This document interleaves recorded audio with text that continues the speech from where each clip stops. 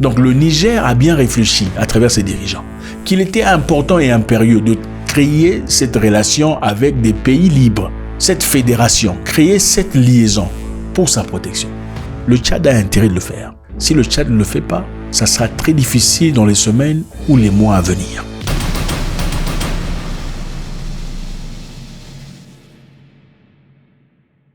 Nous avons tous vu ce qui s'est passé entre Emmanuel Macron et le président tchadien.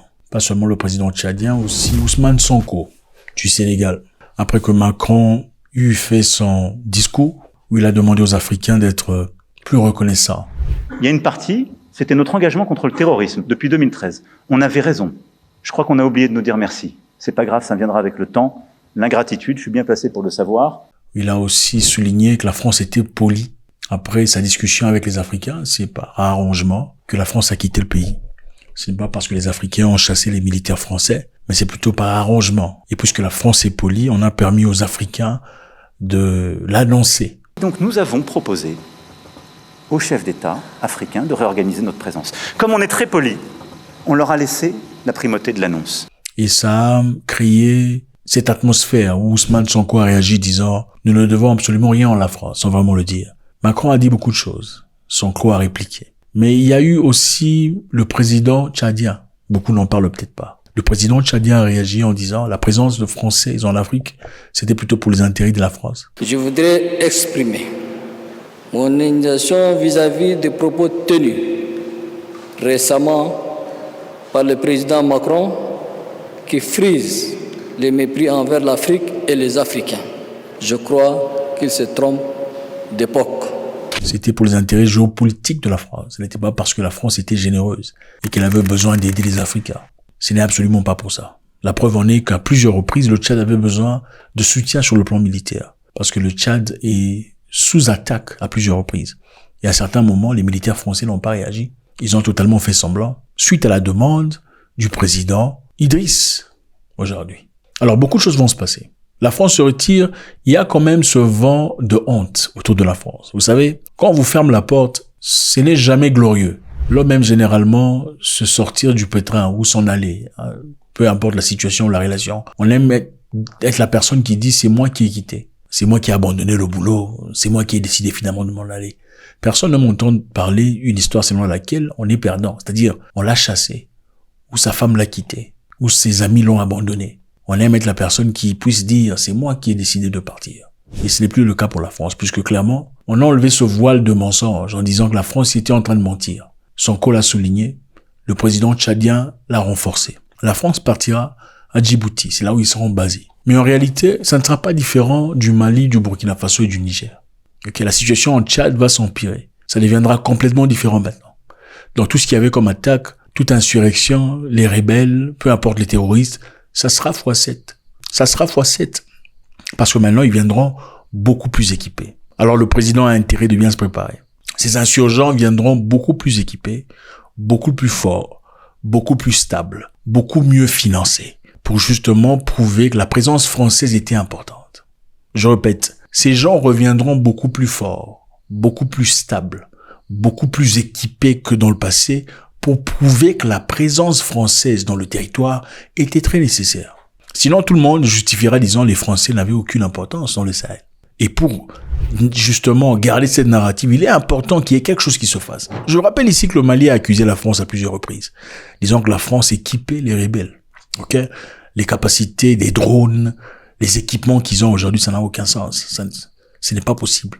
Pour que des forces qui se cachent derrière la porte soient à mesure de s'en préoccuper ou de s'en occuper. C'est impossible de voir ces genres de personnes avoir ces genres de matériel. Le gouvernement renouvelle sa demande d'avoir une réunion spécifique du Conseil de sécurité qui lui donnera l'occasion de présenter des preuves concrètes des actes de duplicité, d'espionnage et de déstabilisation de la France à l'encontre du Mali, y compris le partage de renseignements et le largage de matériel au profit d'organisations criminelles.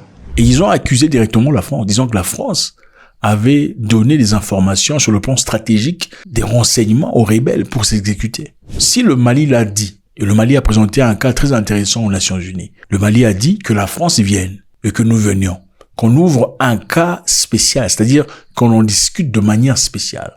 Nous allons déverser les preuves que nous avons pendant que la France pourra déverser ses preuves ou ne pas contredire. On a totalement refusé d'accorder au Mali cette cession, n'est-ce pas? Si le Mali est capable d'accuser la France de la sorte, vous pensez que ça sera différent avec le Tchad? Absolument pas. Le Tchad a intérêt maintenant de faire des alliances avec les pays qui se sont libérés de l'emprise coloniale. Le Tchad, avec le nouveau président, a intérêt aujourd'hui, s'il veut rester calme et garder sa stabilité, à travers le président de la République, créer cette relation forte de liaison avec les pays qui se sont libérés. La seule raison pour laquelle la CEDEAO n'a pas eu le courage d'aller attaquer le Niger, c'est parce que le Mali et le Burkina Faso se sont annoncés, disons, si vous osez attaquer le Niger, ça sera déclarer la guerre à nous tous. Toute intervention militaire contre le Niger s'assimilerait à une déclaration de guerre contre le Burkina Faso et le Mali. Je vous rappelle que les éléments de la CEDEAO sont partis se réunir en Europe demandant de l'aide des Européens sur le plan logistique et financier, leur annonçant leurs intentions. C'est pourquoi nous estimons qu'il est important de venir en Espagne pour parler à nos partenaires de l'Union européenne afin qu'ils comprennent ce que nous faisons et qu'ils nous apportent le soutien qu'ils sont en mesure de nous apporter. Les Africains annoncent aux Européens leurs intentions d'aller détruire un nouveau pays africain. Je répète, les Africains annoncent aux Européens leur intention d'aller détruire un pays africain. Donc, quel objectif? Pour recevoir un soutien militaire et logistique en cas de besoin. Donc, la seule raison pour laquelle ils n'ont pas fait ça, c'est parce que le Mali et le Burkina Faso se sont prononcés. Donc, le Niger a bien réfléchi à travers ses dirigeants qu'il était important et impérieux de créer cette relation avec des pays libres, cette fédération, créer cette liaison pour sa protection. Le Tchad a intérêt de le faire. Si le Tchad ne le fait pas, ça sera très difficile dans les semaines ou les mois à venir. Parce que ce que verra le Tchad, ça sera différent de ce qu'ils ont vu dans le passé. Dans le passé, ça aurait peut-être pu être masqué parce que la présence française était là après tout. On veut se faire de l'argent en étant ici sur place, mais on ne peut pas le faire directement. Ok? Mais maintenant qu'ils sont pas là, il faudrait bien des raisons pour justifier leur présence. Ce serait bien d'avoir cette histoire à France 24 en disant depuis que les militaires français sont partis, regardez ce qui se passe au Tchad. Il est donc très important de créer cette liaison. Pourquoi? Dans le passé, par exemple, il y a Kadhafi qui, après s'être libéré de l'Occident, de son pays, n'a malheureusement pas pu préparer sa nation. Il n'a pas pu créer des relations avec de pôles forts ou des États forts pour se protéger. Kadhafi a fait cette erreur. Au lieu de se préparer, au lieu de se protéger, au lieu de créer des liaisons et des relations avec des États forts pour se protéger, ou peut-être la Russie, ou autre chose, la Chine, il ne l'a pas fait. Voilà comment il a été renversé facilement. Bachar al-Assad est resté au pouvoir pendant très longtemps, ok? Malgré les difficultés qu'il traversait, malgré la présence militaire de Donald Trump, les bombardements qu'il a reçus, malgré les attaques des Américains en présence en Syrie, les attaques du pays qu'on ne cite pas. Bachar al-Assad est resté au pouvoir malgré les rebelles parce qu'il a eu le soutien de la Russie. Il a créé ces associations, il a créé cette liaison, ces amitiés avec des gens forts pour le garder en pouvoir. Et c'est la raison pour laquelle il a pu surmonter pendant très longtemps les difficultés qu'il a pu surmonter. C'est vrai qu'aujourd'hui les choses sont différentes. Ok, c'est évidemment géopolitique et géostratégique. Mais si Bachar al-Assad est resté au pouvoir pendant très longtemps, c'est parce qu'il a créé cette liaison avec la Russie. Il est donc très important que le Tchad regarde vers la même direction. Le Niger avait bien compris, voilà pourquoi ils sont restés là, ils n'ont pas été déstabilisés.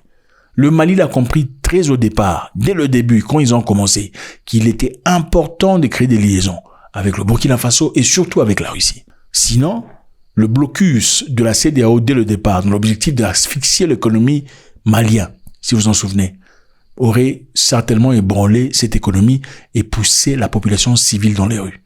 Le président tchadien a intérêt de faire très attention parce que dans les semaines à venir, dans les mois à venir, quelqu'un quelque part va s'organiser de manière farouche dans l'objectif de lui faire une leçon de vie. Parce que la France, croyez-moi, ne s'attendait pas à ce qui s'est passé au Tchad. Ils n'étaient pas préparés. Je vous rappelle qu'il y avait quelque temps, des représentants de la France, diplomatiques, étaient au Tchad pour discuter avec le président. C'est juste après leur départ qu'ils ont déclaré qu'on ne voulait plus des militaires français sur place.